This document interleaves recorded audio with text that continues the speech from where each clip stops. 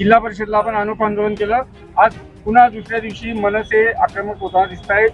जिल्हाधिकारी महोदयांना आपण भेटला, निवेदन दिलं, काय विषय होता? मराठीला अभिजात भाषेचा दर्जा मिळाल्यापासून संपूर्ण महाराष्ट्रामध्ये अत्यंत आनंदाचं वातावरण आहे।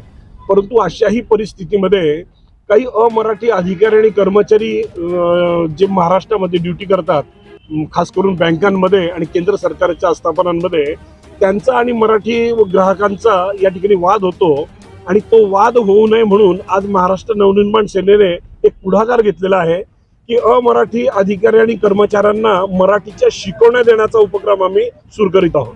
आणि म्हणून जिल्हाधिकारी महोदयांना आज या ठिकाणी सांगायला आलो आणि निवेदन दिलेलं आहे आणि कलेक्टर महोदयांनी अत्यंत सकारात्मक प्रतिसाद दिलेला आहे की हे अत्यंत या उपक्रमाचं त्यांनी कौतुक केलेलं आहे आणि संपूर्ण अमराठी जे अधिकारी आणि कर्मचारी असतील त्यांच्यासाठी महाराष्ट्र नवनिर्माण सेनेच्या वतीने आम्ही मराठीच्या शिकवण्या दर रविवारी सुरू करतो आहोत। ते या ठिकाणी नोंदणी करावी अमराठी कर्मचारी आणि अधिकाऱ्यांनी, यासाठी व्यवहारी मराठी आम्ही शिकवणार आहोत।